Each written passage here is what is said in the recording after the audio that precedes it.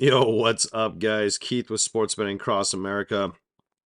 Just got done, a little while ago watching my Niners destroy the Jets, and I'm just sitting here thinking, and I just wanted to talk some football. So, I don't really have a ton of free pick stuff tonight, but I just wanted to get on here and talk some football with you guys. And I'll tell you what,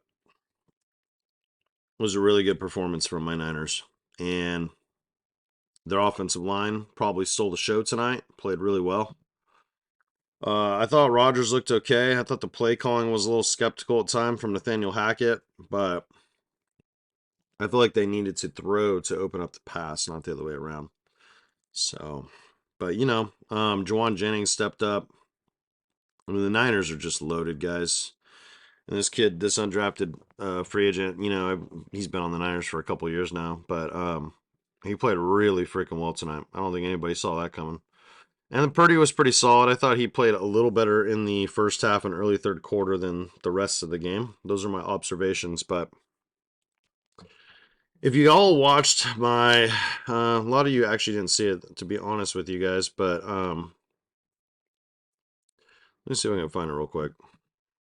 No, this isn't it. Hold on.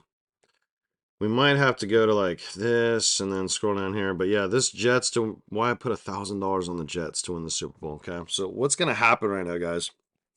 Because trust me, this is what happens when you lose. People love to come kick you when you're down, but you guys got to remember, I'm a Niner fan. Look right over there, okay? I am a San Francisco 49ers fan since the early 90s. I was too young to remember the Joe Montana 80s days, to be fair. I'm not going to claim that, but this is a complete football team.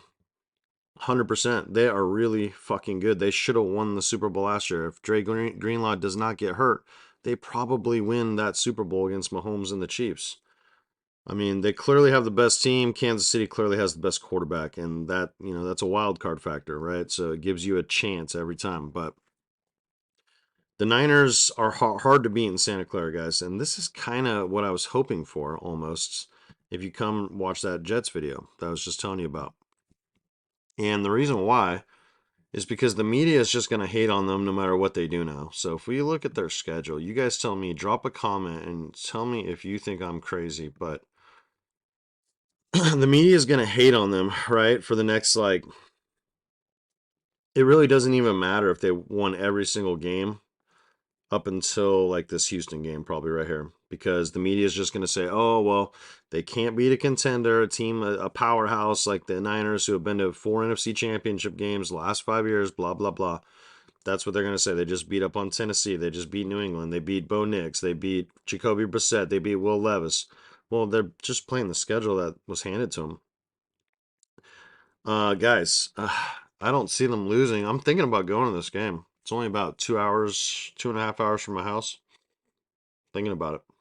What do you guys think? Drop a comment. Should I just watch it at home with everything else? Or should I actually drive my ass over there? Maybe meet some new people, some Tennesseans. Maybe, who knows? Maybe we'll have some fun. I don't know. Let me know what you guys think. But I'm looking at the schedule, guys. All I see right here is a win. This is probably a must win for both teams, but I think the Jets will look a lot better. You guys got to remember, Aaron Rodgers hasn't played in like a long time, man. Really long time. And you just came into a powerhouse team, and their biggest problem tonight is they could not stop Jordan Mason. So they just got dominated on time of possession. So against a team like Tennessee, I just feel like they should win this game. I feel like they should win. Look at this. They got 4 straight games. New England, Denver, Bo Nix, Sam Darnold. And then this is the hard one against Josh Allen. But the Cardinals looked like god awful, like terrible on the road yesterday. They looked so bad in the second half, and they still were right there and almost won that game. I don't think Buffalo's that good. I really don't. Josh Allen can only go superhero status so many times, but their defense, it's not as good as it's been in years past, guys, under this coaching staff and under Josh Allen. And then at Pittsburgh, I told you guys in that video, it could be a tricky game, but I think they could beat New England twice. The Bengals just fucking no shit. I think this is one of the worst rosters in the NFL right here, personally. And then Houston, We'll see. They got a lot of weapons. But I was a little surprised that the Niners offensive line pushed the Jets front around so well tonight. You got to just tip your cap to them. They just played a great game. But tell me, out of these first, like next, what is this, 10 games? Colts, at Cardinals could be tough. Home against Texans, at New England, at Pittsburgh, Buffalo. We're going backwards, but the next, like, look at these four right here.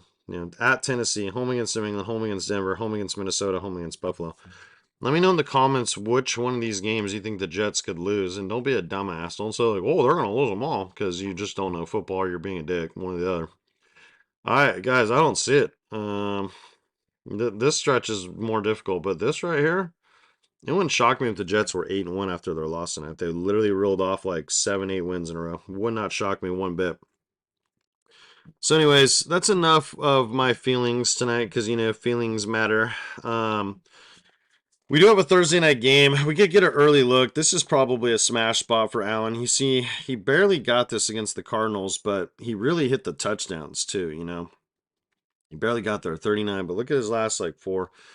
Miami, I mean, we could historically look up what he's done, but I want to say he's ran a lot against them for some reason. So that's probably in play. Let's see what passing yard totals they have. See, I think this is a bit high for him. This could even be a bit high for Tua. I mean, Kyler Murray had 120 at the half. He had 130 before the final drive of the game. Like the Cardinals literally threw for like 10 or 15 yards from the start of the second half until the final drive of the game where they had no choice. It was like one of the most pathetic things I've ever seen. Horrible fucking coaching, dude. I mean, coaching matters. Another thing I'll say about coaching, at least the Jets tonight found a way, at least their coaching staff found a way to manufacture touches for their best players. There's nothing that drives me more crazy when you see an offense struggling that the coaches cannot find a way to get the ball into their best players' hands. It can't always be on the quarterback, guys. You gotta find a way. You gotta get the ball into these playmakers' hands. The Dolphins are good at doing that. Just saying. So are the Niners. But, so is Kevin O'Connell and the Vikings. They're good at it. But then some of these other teams, like, how do you not get like, let's just go through them. Like Dalton Kincaid, just fucking nowhere to be found. One of their best players. Uh, I'll give the Saints a break because they whomped up on them, but whatever. They Dallas usually finds a way. Say what you want about the Ravens. There's a lot of these teams. I mean, I guess Daniel Jones did okay with Neighbors. Bryce is just terrible. The Rams are definitely, McVay knows what he's doing. He's good at doing this.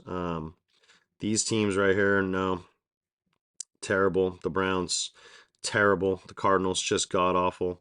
Mahomes knows what he's doing, obviously. And then Burrow, questionable sometimes. It's like they forget they have this guy named Jamar Chase, and I don't know. We'll see about Sean Payton. Remains to be seen, but they have a lot of lines out. But I want to focus on this Thursday game. Like, how could we build a successful lineup? I mean, it's in Miami, I'm pretty sure. So, hmm. Yeah, I think that's the only. Yeah, there's no other surprise little Saturday games or anything. So I'm kind of leaning towards, like, I hate doing three mans on prize picks, but I would kind of lean towards this A chain touchdown right here. I think this could be a good little three man. And then what we basically would do, I would like to take, maybe we can go Josh Allen rush yards. And then, I don't have kickers up or anything yet. I mean, Tua Hill is such a good stack. It's just so reliable. Waddle's been kind of hit or miss, but he did all right. I mean, he had a big game too. I think we just go to the tried and true if we could find it. Is Ty Hill not up here? Guess not. No, he's not. So yeah, we'll just have to touch up on this, guys. It's still early. I'll have more content coming out for you. I'm gonna finish my smoothie. I would ran out of monsters. I actually have some, but they weren't cold, so I just settled and made a smoothie because I needed some fucking energy. But yeah, these are three stats I like right here. I like these, but it's not an official play. We'll figure something out. I'll get back on here in the morning when more lines drop. start dropping a bunch of free plays for y'all. Let me know in the comments if you think I'm crazy about the Jets, but I really see them going 8-1, even being 0-1. Cheers, guys.